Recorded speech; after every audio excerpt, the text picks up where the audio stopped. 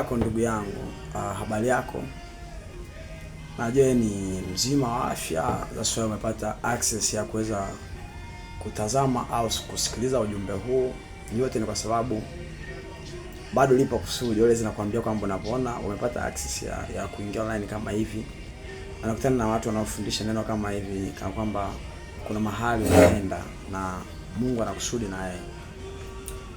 Kweli ndugu yangu, leo nataka niseme na yeye kitu kimoja. Paulo katika Warumi 1:16 anasema hivi: Sionei haya Injili, kwa maana Injili ni uweza wa Mungu uletao wokovu kwa kila aamini, kwa Myahudi kwanza na kwa Myunani pia.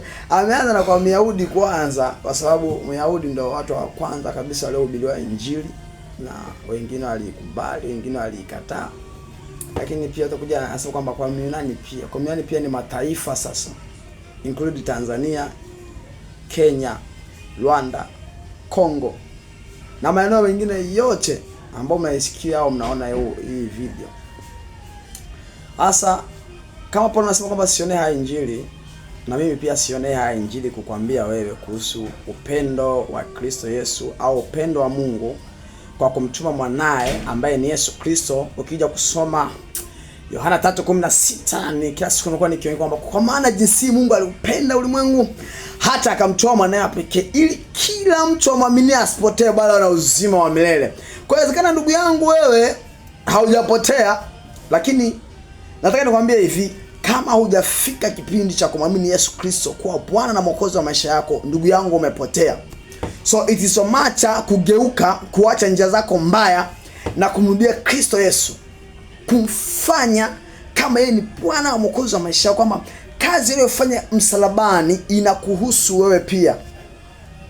Asili yako ni dhambi, so ili kusudi uweze kutokana hiyo dhambi itakayokupelekea umauti, kwa sababu tunajua kwamba dhambi ni mauti. So ili kusudi ikikupelekea usingizi ambao utalala, na utakapokuja kufufuka hautakuwa kwenye sehemu ambayo itakupa raha maisha yako yote. Utakuwa kwenye situation au kwenye hali ambayo ni ngumu sana, ni vigumu kuelezea. Kwa hiyo tutasema kwamba hatukukwambia, and tulikwambia, lakini kwa sababu ya kuwa na shingo ile ngumu ndugu yangu ukasema mimi walokole sielewaji, wakisema kuhusu Yesu mimi sielewaji, hivi Yesu kweli ni Mungu? Nakwambia hivi ndugu yangu, Biblia inasema, Yesu anasema kwamba mimi ndio njia ya kweli na uzima, mtu haji kwa Baba ila kwa njia ya mimi. Ndugu yangu, if umefika sehemu, umefika kipindi haumwamini Yesu Kristo, ndugu yangu, you don't have a way to pass. Hauna njia kabisa ya kupita. Njia ya kupita ili kusudi uwe salama kwa maisha haya ya duniani, kwamba hapo fanikiwe mara 100, lakini mwisho uje uulisi ufalme wa mbinguni, ni lazima umpokee Yesu Kristo. Kwa it is a time kwanza kujichunguza. Je, unamwamini huyu Yesu Kristo? Au take him kwa sababu alikuwa ni mwanadamu, alivaa mwili akavaa na nini, ukasema kwamba yule ni mwanadamu siwezi nikamwabudu? Lakini niambia kwamba yule alikuwa ni Mungu 100%. Yule alikuwa ni Mungu 100%. Thomas anasema kwamba unasema Baba, tumemwona Baba. Anamwambia umekaa na nyinyi muda wote hamkunijua. Umeona? Anamwambia mlipomniona mimi mlimuona Baba. Kwa nini anasema hivi? Hata imbaje mwasikilize, Israeli mmoja anaimba, anamwambia kwamba sio mimi tena, Kristo ndani yangu.